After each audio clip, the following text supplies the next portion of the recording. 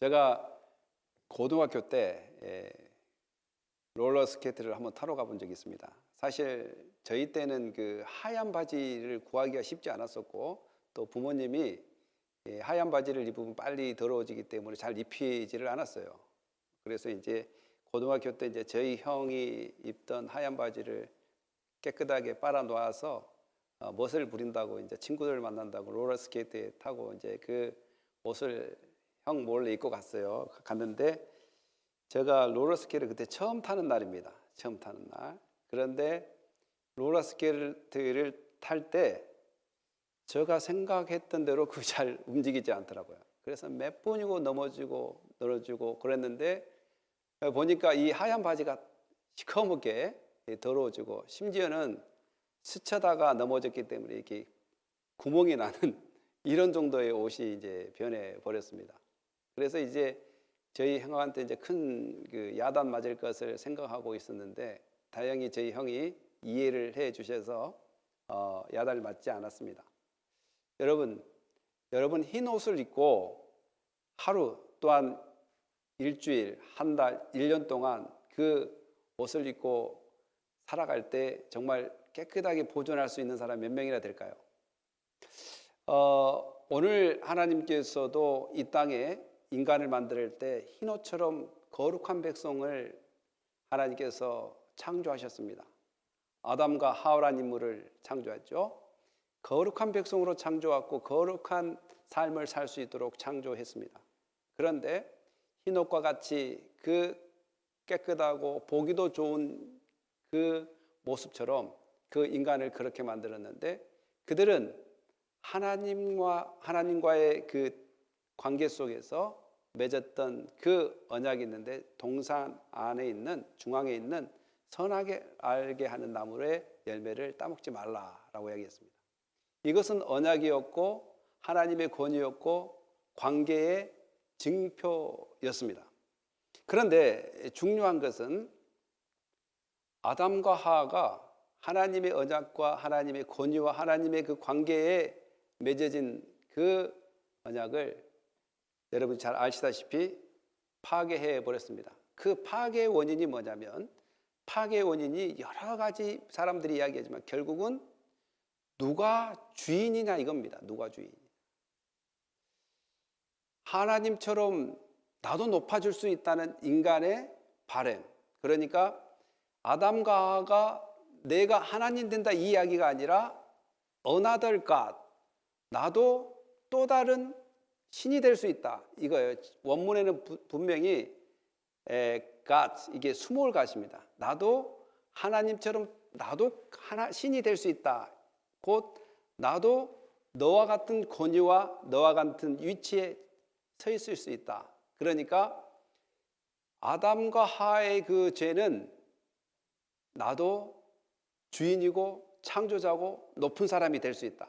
하나님만 그렇게 되는 것이 아니라, 이거 바로 하나님과의 동등되게 하려고 하는, 또한 하나님보다 높아지려고 하는 그런 원리에서 죄를 짓게 됐습니다. 그걸 보고 오리지널 신이라고 합니다. 원죄라고 합니다. 그래서 이 하나님과의 인간의 그 죄가 이렇게 발생됨으로 말미암아 관계가 단절돼 버렸다. 이 관계가 단절되어 버렸다 이 말은 죽어버렸다 이렇게 표현합니다. 분리되었다. 관계가 분리되었다. 영적인 바람이 방향이 바뀌었다 이렇게도 표현합니다. 그래서 영적으로 죽었다 이렇게도 표현합니다. 영적으로 죽었다, 육적으로 죽었다, 이것은 하나님과 그 사람이 가져야 될 올바른 관계가 완전히 파산되어 버렸다. 분리되어 버렸다. 다른 방향으로 향하게 되었다. 이제 이렇게 되었습니다. 그래서 그 죄 때문에 모든 그의 후손들은 죄인이 되어 버렸습니다. 죄인. 여러분들도 잘 아시다시피 가정의 부모가 어떻게 하느냐에 따라서 자녀들이 정말 다릅니다. 부모가 사채를 써가지고 정말 어렵게 살고 그 사채를 못 갚으면 그 사채를 썼던 그 상황과 처지 가운데 놓여 있는 자녀들은 사채업자로부터 엄청 독촉을 받게 되고 그것 때문에 가정이 많이 파산되는 경우를 보게 됩니다. 부모의 그 잘못된 경제 원리나 경제 가치 때문에 또한 경제 상황 때문에 자식들이 피해를 보는 경우가 상당히 많이 있습니다. 이처럼 아담과 하와의 그 죄로 말미암아 그 후손들은 다 죄로 말미암아 물들어 버려서 모두가 죽게 됩니다. 모두가 죽게 돼요. 이 죄 문제. 그래서 이 땅에 살 때에 사람들이 이렇게 이야기합니다. 저 사람은 앞집 최씨 아저씨는 법 없어도 살 사람이다. 뒷집 이씨 아저씨는 법 없이 살 사람이다. 또 개인적으로는 내 평생에 남에게 싫은 말 하지 않고 내 평생에 남에게 손해를 끼친 일이 없다. 이렇게도 다 표현한 사람들이 있습니다. 다 그러진 않아요. 대부분 또 그렇게 표현한 사람도 있다 이 말이에요. 그래서 사람에 따라 그 죄의 정의가 다르더라는 거죠. 그러나 성경에는 모든 사람이 죄를 얻게 돼서 그 죄 때문에 죽게 됐다고 이야기합니다. 그 누구도 죄를 안 졌다라고 이야기할 수 없고 그 누구도 죄인이 아니라고 이야기할 수 없습니다. 그러면 어떤 이유 때문에 그렇게 되었는지, 또한 오늘 말씀을 통해서 이런 죄 가운데 어떤 그 가중한 일들이 벌어지는지, 또한 이 죄의 문제를 어떻게 해결해야 되는지 오늘 하나님 말씀을 통해서 살펴보겠습니다. 한번 읽어볼까요? 여호와의 손이 시작. 여호와의 손이 짧아 구원하지 못하심도 아니요 귀가 둔하여 듣지 못하심도 아니라 오직 너희 죄악이 너희와 너희 하나님 사이를 갈라놓았고 너희 죄가 그의 얼굴을 가리어서 너희에게서 듣지 않으시게 함이니라. 아멘. 사랑하는 성도 여러분, 오늘 이 말씀은 누구에게 선지자가 이야기하냐면 하나님이 선택하고 하나님께 예배 잘하고 금식을 잘하는 그 백성들에게 이야기하는 것입니다. 하나님께 예배 잘하고 금식 열심히 하고 신앙생활 잘한다고 하는 이스라엘 백성들에게 지금 이야기하는 거예요. 오늘로 이야기하면 교회 다니고 예수 잘 믿는다라고 예배 잘 참석한다라고 그리고 기계적으로 또한 공무원처럼 그냥 기계처럼 와서 예배 드리고 그렇게 뭔가 잘하고 있다라고 생각한 우리에게 이야기한다라고도 생각해 볼 수 있다는 사실. 그러니까 여호와께 손이 짧아 구원하지도 못하심도 아니라, 그러니까 그들은 금식도 하고 예배를 드리는데 왜 하나님 도와주지 않습니까? 하나님 보십시오. 우리가 1년에 4번을 전 국민이 금식을 하고 또 일주일에 월요일 날 목요일 날 금식을 하고 이렇게 이스라엘 문화가 형성되어서 금식을 통해서 경건한 삶을 사는데 왜 이렇게 경건 생활을 하고 예배 생활을 잘한 우리가 기도 응답을 못 받습니까? 그러니까 선지자가 하는 소리예요. 여호와의 손이 짧아 구원하지 못하심도 아니요 귀가 둔하여 듣지 못하심도 아니라 오직 너희 죄악이 너희와 너희 하나님 사이를 갈라놓았다. 아까도 이야기했다시피 1차적으로 원죄로부터 갈라졌다고 이야기했습니다. 그래서 하나님께서 그 원죄, 죄로 물들어버린 사람들을 다시 회복시키기 위해서 선지자들을 보내고 그 선지자들이나 제사장이나 왕들을 통해서 그 죄 문제를 해결하기 위해서 제사 제도를 만들어서 짐승의 피를 통해서 회개할 수 있는 기회를 하나님께서 만들어 놨습니다. 다시 돌아올 수 있도록, 다시 회복할 수 있도록. 그러나 그러한 제도 속에서 그들은 잘못된 관계를 형성함으로 하나님과 나 사이 그냥 관계는 따지지 말고 하나님이 하라는 거 제사만 잘 드리면 되고 또한 짐승만 잘 바쳐서 피 흘려서 회개하고 죄 용서만 받으면 되지 않겠는가?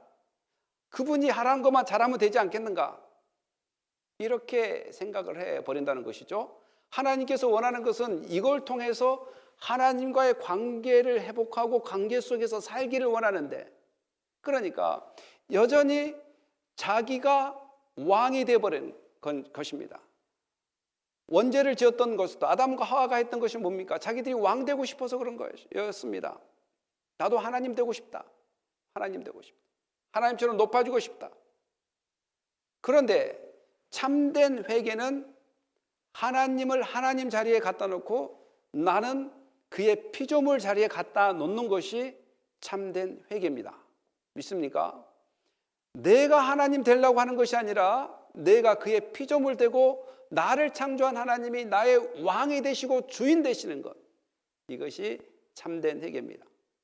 그래서 그 회개를 통해서 하나님과 교제하고 친밀해지고 그의 뜻에 따라서 감사하며 기뻐하며 즐거워하며 함께 동행하기를 원하는 것이 하나님이 기뻐하는 뜻이지, 하나님이 명령해 놓은 것, 그래 이거 제사하라고 했으니까 제사하자, 그래 이거 금식하라고 했으니까 금식하자, 모든 사람이 1년에 한 번씩 모여서 지성소에 가서 죄를 회개하라고 했으니까 회개하자, 이 행사, 이 세레머니, 이 예배의 관점을 두고 그것에 의해서 내가 주관한 삶을 사는 것이 아니라 하나님께서 그를 통해서 그와 함께 살기를 원하는 것에 포커스를 맞추고 살아가기를 원하는데, 회개를 했지만 금식을 했지만 그거와 상관없이 살아간다. 그래서 그 죄 때문에 하나님이 너를 떠나고 싶어서 그런 것이 아니라 하박국 1장 13절에는 하나님은 정결하심으로 차마 뭘 보지 못한다?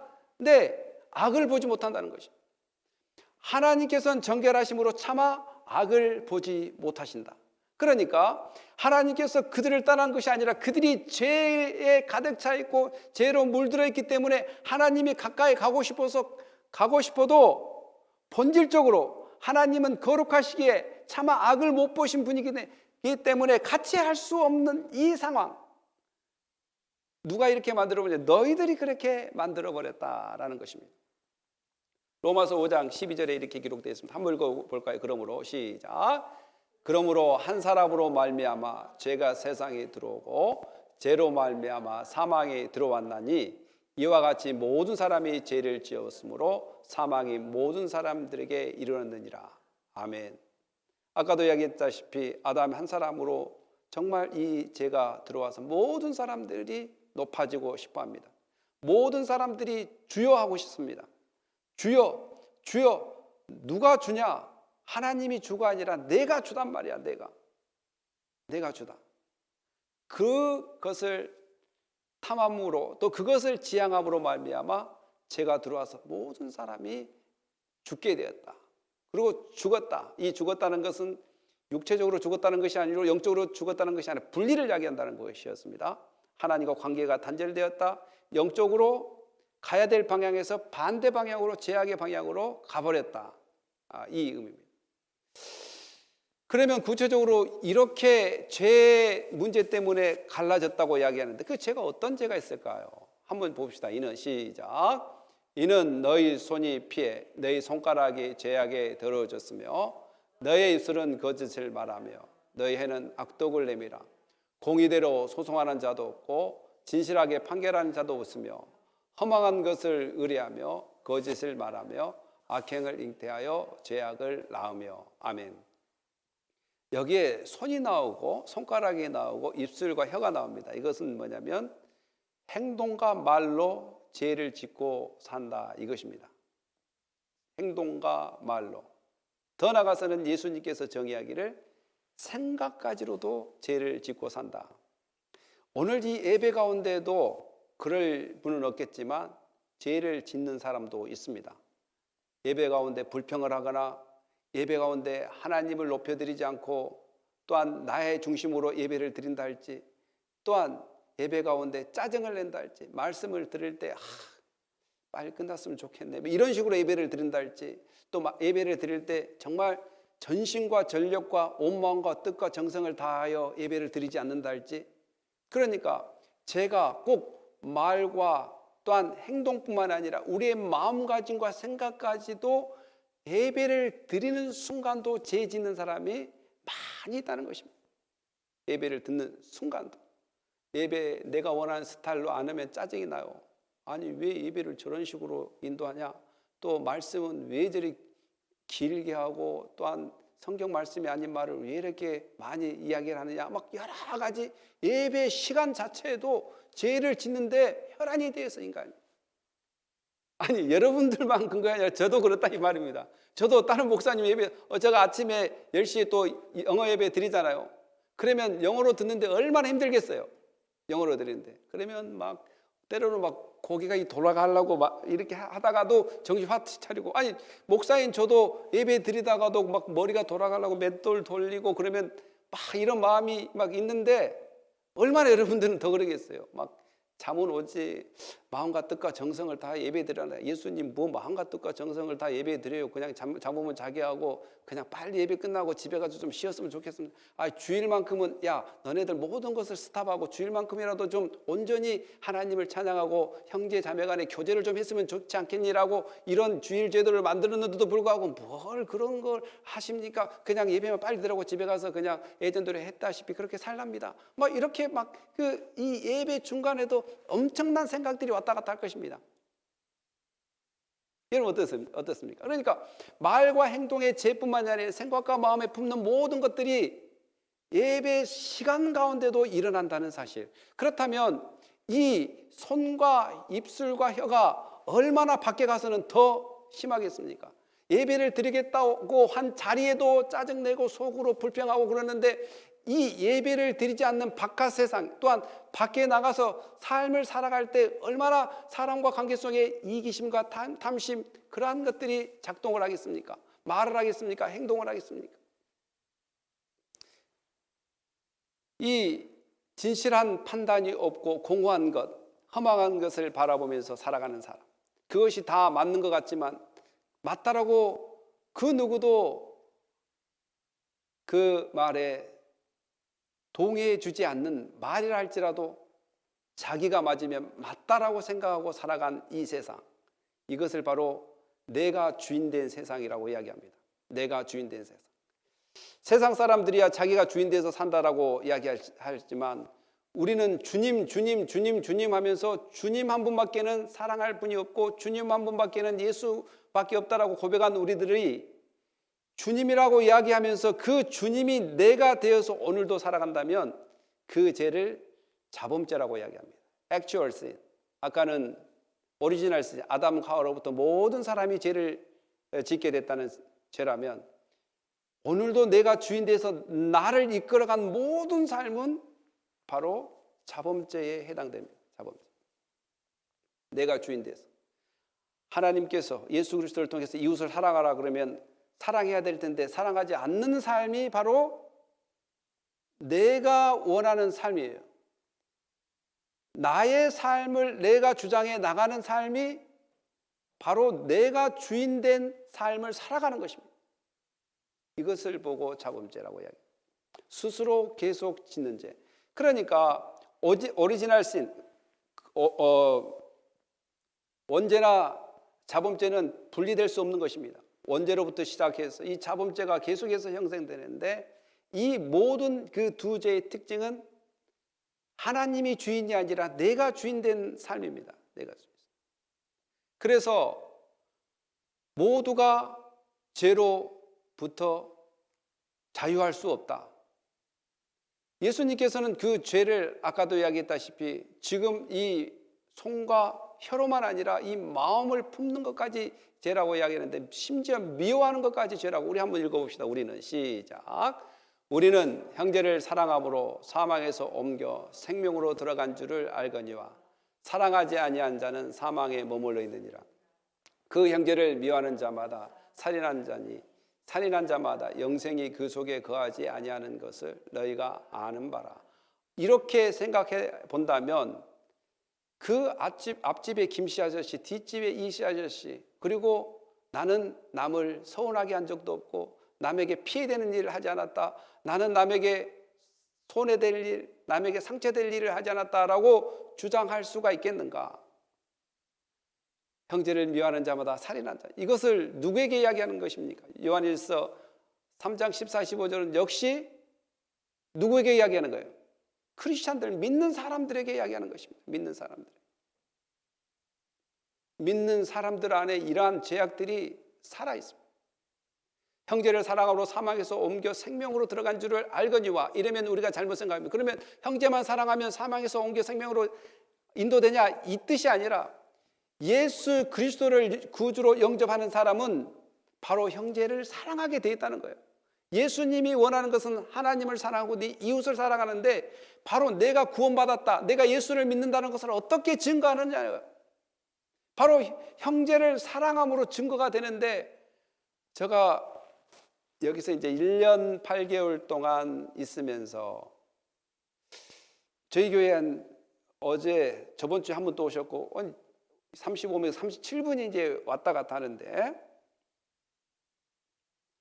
저희 교회 안 다녀도 되는데 진실했으면 좋겠다 이 말이죠. 그 말은 뭔 말이냐면, 니나 나나 예수 믿는 사람이고, 니나 나나 교회만 달랐지, 교회 당만 달랐지 형제 자매라는 거예요. 근데 굳이 거창한 거짓말을 할 필요 없지 않느냐.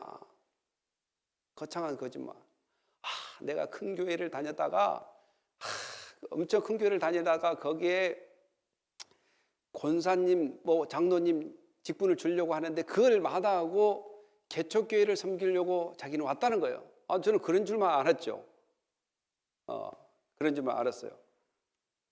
그래서 잘 섬겼죠. 그런데 금방 뽀록 나잖아요. 이 세계가 좁습니다. 목사님들 만나면 다 답이 나오잖아요. 그러면 그 목사님이 저희 교회 누구누구 나오냐고. 내가 어찌 아세요? 그러면 저희 교회에서 직분 안 준다고 갔다고 그러더라고요. 저는 처음에 큰 교회에서 장로님, 권사님 이런 직분을 마다하고 자기 개척교회를 정말 헌신하고 개척하면서, 개척교회는 사람도 없지, 물질도 부족하지, 또한 섬길 사람도 많지, 정말 그런 마음으로 왔다고 그래서 그런 줄 알았어요.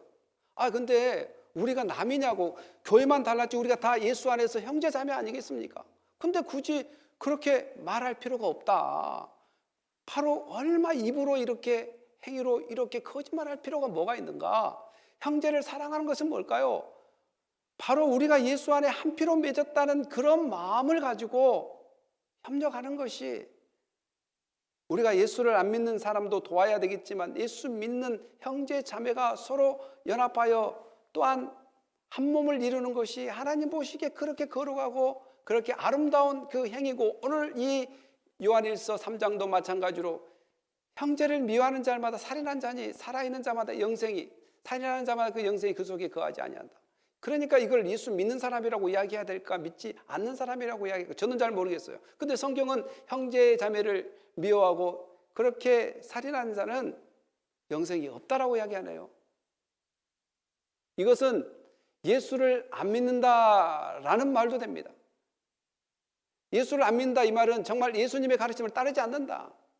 예수님을 믿는다면 성령의 역사를 통해서 예수님의 그 가르침에 순종하려고 하고, 또한 순종을 못 했을 때는 뭐 한다고 이야기해요? 성경은 계속해서 회개한다고 이야기합니다. 회개. 한 번 더 읽어보겠습니다. 독사의 시작. 독사의 알을 품으며 거미줄을 짜다니 그 알을 먹는 자는 죽을 것이요 그 알이 밟힌즉 터져서 독사가 나을 것이니라.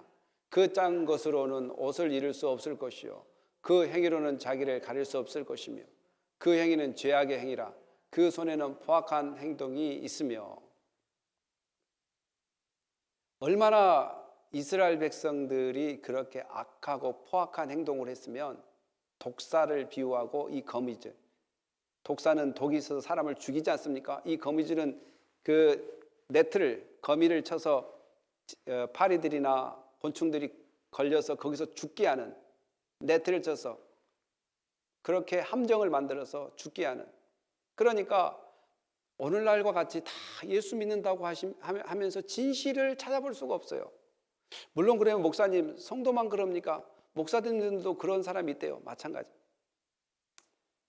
그 누구, 목사가 됐든 성도가 됐든 그 누가 진실을 찾아보기 어렵습니다. 진실을 찾아보기.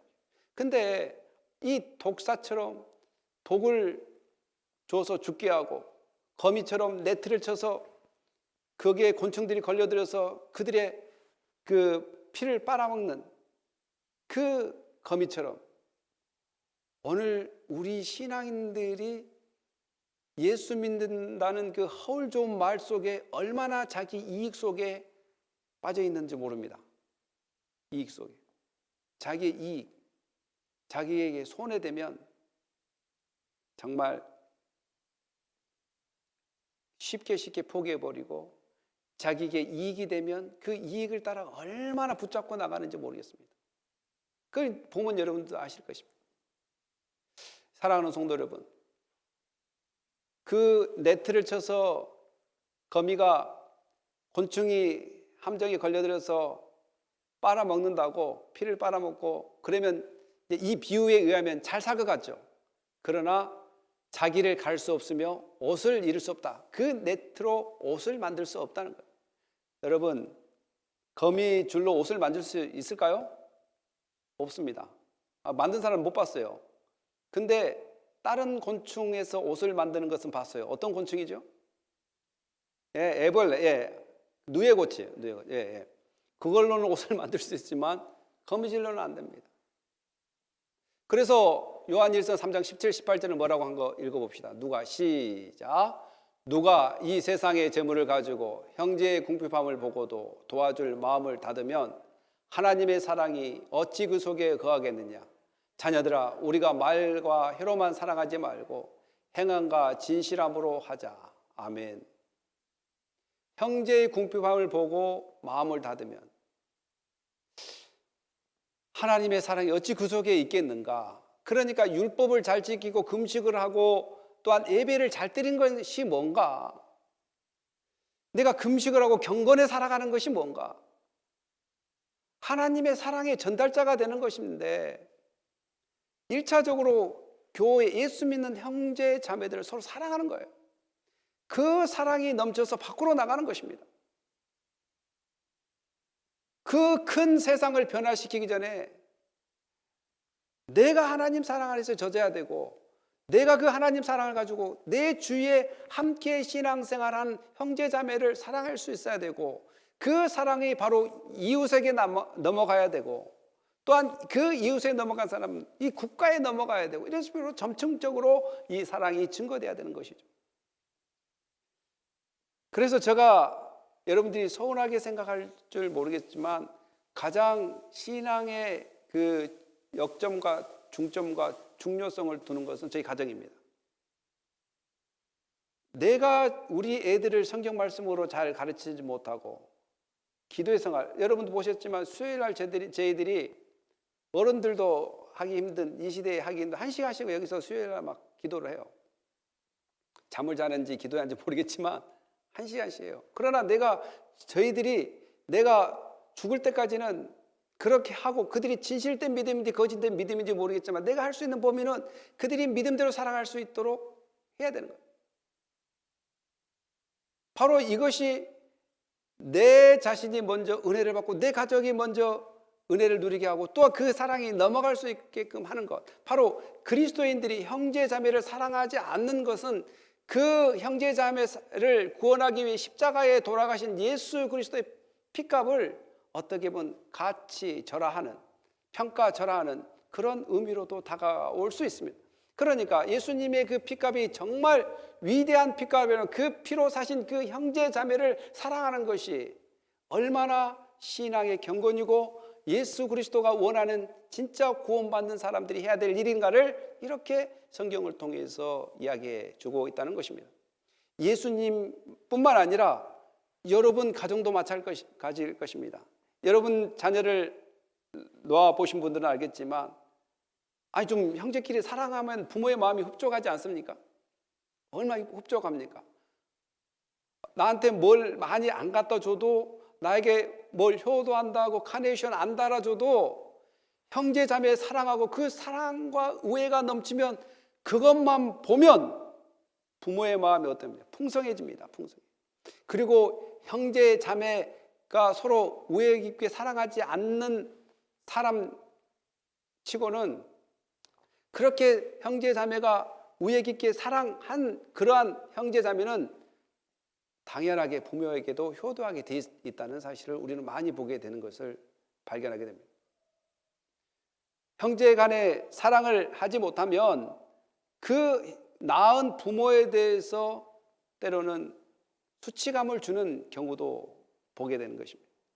형제 간에 칼부림을 하다가 재산 때문에 싸우고 그 문제가 안 해결되니까 부모에게까지 칼을 겨루며 결국 부모를 죽이는 그런 사건도 TV에 종종 나오게 되는 것을 보게 됩니다. 사랑하는 성도 여러분, 이거 정말 세상 사람이 그런다고 하면 여러분들이 그럴 수 있겠지만 만약에 예수 믿는 사람이 그런다라고 하면 여러분 어떻게 생각할 것입니까? 예수 믿는 사람들은 형제 사랑, 형제 이웃을 사랑하는 것이 철칙이고 또한 그를 통해서 나는 예수 믿는다라는 증인의 발판이 된다는 것을 우리는 날마다 인지한다면 오늘 옆에 있는 형제 자매 바라보는 눈이 달라야 될 줄 믿습니다. 그냥 하나님께서 우리 만난 거 아니란 말이죠. 그냥 심심해서 이 인원을 모아놓은 것이 아니라는 것이죠. 다 하나님께서 목적이 있고 뜻이 있어서 이렇게 만나서 이렇게 사랑할 수 있도록 역사해 주셨다는 것을 기억해야 될 줄 믿습니다. 우리 한번 읽어볼까요? 그 발은 시작. 그 발은 행악하게 빠르고 무죄한 피를 흘리기에 신속하며 그 생각은 악한 생각이라. 항폐와 파멸이 그 길에 있으며 그들은 평강을 길을 알지 못하며 그들이 행하는 곳에는 정의가 없으며 굽은 길을 스스로 만드나니 무릇 이 길을 밟는 자는 평강을 알지 못하니라. 정말 죄짓기는 빠르고 또한 피 흘리기는 속히 하는 우리의 인생들. 그래서 죄짓기 빠르게 하고 또한 피 흘리기를 속히 하는 이 인생들에게 있어서 평안을 잃어버리고 살아갔다라는 것입니다. 그런데 여러분 희망을 가지십시오.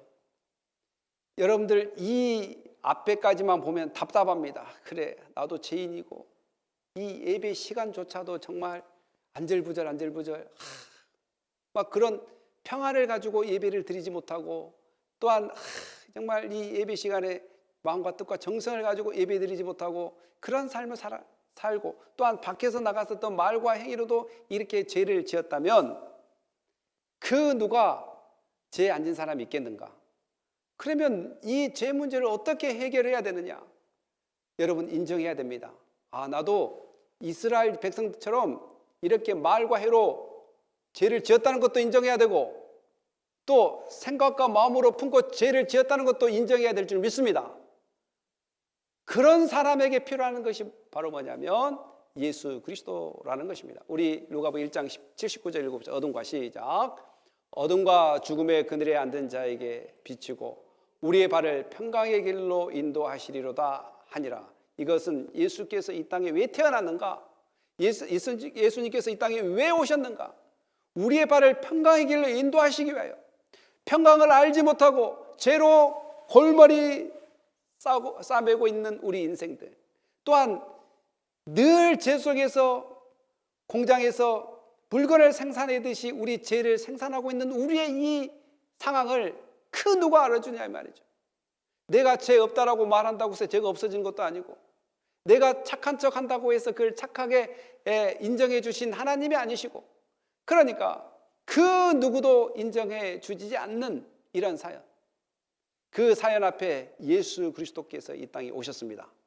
예수 그리스도께서 여러분의 죄를 용서하시고 그 예수 그리스도의 참된 길을 따라올 수 있도록 선물로 성령을 주셨다는 것을 생각해 볼 때 죄로부터 구원받은 사람은 인생 자체가 성령의 이끌림에 따라 가게 돼 있는데 때로는 우리가 약하여 넘어질 때 성령께서 깨닫게 하여 주셔서 회개하고 다시 시작할 수 있도록 인도해 주신다는 것을 생각할 때 우린 희망과 비전이 있습니다. 기쁨이 있습니다. 한번 읽어볼까요? 시작. 만일 우리가 죄가 없다고 하면 스스로 속이고 또 진리가 우리 속에 있지 아니할 것이요 만일 우리가 우리 죄를 자백하면 그는 미쁘시고 우로우사 우리 죄를 사하시며 우리를 모든 불의에서 깨끗게 하실 것이요 아멘. 너희들이 죄가 있기 때문에 하나님이 싫어, 너희들이 죄가 있기 때문에 갈라졌다 그러놓고 하나님께 말아버린 것이 아니라 만일 우리의 죄가 없다고 하면 스스로 속이는 자지만 우리의 죄를 자복하면 그는 미쁘시고 우로우사 우리의 죄를 사하신다라고 이야기하십니다. 여러분 죄 없는 척 하면 안 됩니다. 우리가 매 순간 지었던 죄들을 하나님께 회개하는 것이 우리의 마음이 평안을 얻는 길이고 이 길이 마치 흰 바지가 더러워졌을 때 빨아서 다시 희게 하는 거룩한 신부의 삶이라는 것을 우리는 생각해 볼 때 또 지었어 나 또 지었어 하면서 이 천국의 본향을 향하여 가는 사람에게 있어서 회개는 우리들에게 희망입니다. 회개는 우리에게 비전입니다. 이 회개가 없었다면 우리의 죄 문제를 어떻게 앓을 수 있겠습니까? 예수님께서 그 길을 그의 피로 우리의 죄를 대가를 지불했으므로, 사랑하는 성도 여러분, 그 피의 공로를 의지한다면 그 피의 공로를 헛되이 소홀히 여기지 말고 날마다 그 피의 공로 앞에 자기의 죄를 고백하면서 평안을 얻으시기를 예수님의 이름으로 축원합니다. 우리의 죄를 자복하며 싫어하신다가 아니라 미쁘시고 의로우사 우리의 죄를 사여준다고 이야기합니다. 그 밑에 한번 읽어보시다. 우리는 시작.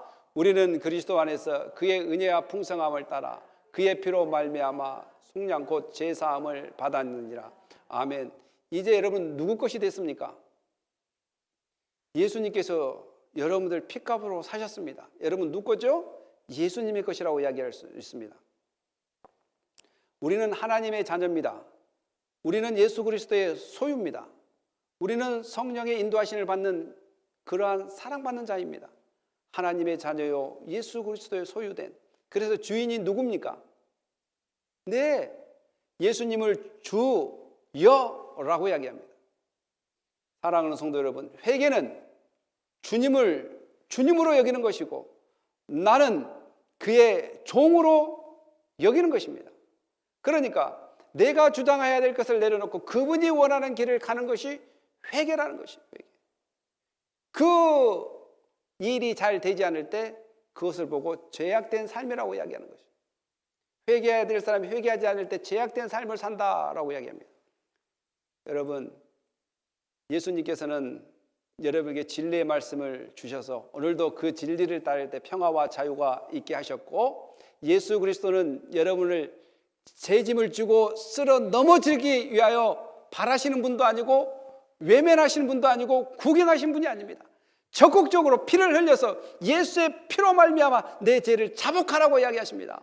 여러분, 자복함으로 인하여 여러분에게 자유와 평화와 기쁨이 넘치시기를 예수님의 이름으로 축복합니다. 기도하겠습니다. 할렐루야. 하나님 감사합니다. 우리가 예수 그리스도를 통해서 진실로 하나님의 영광과 은혜가 충만해지기를 원합니다. 주님, 우리에게 믿음을 주셔서 예수 믿게 하여 주시고 회개하게 하여 주셔서 정말 하나님이 나의 주인이요 예수 그리스도가 나의 주인이요 나는 그의 종이요 그의 피조물이라는 것을 바로 인식하고 하나님께 영광 돌리며 살아갈 수 있는 삶이 되게 하여 주시옵소서. 죄가 문제가 아니라 예수 그리스도께서 해결하는 죄 문제를 믿지 못하고 회개하지 않는 것이 문제라는 것을 깨닫고 날마다 우리의 죄를 자복하며 회개하며 거룩한 신부의 삶을 살게 하여 주시옵소서. 감사하며 예수님의 이름으로 기도합니다. 아멘.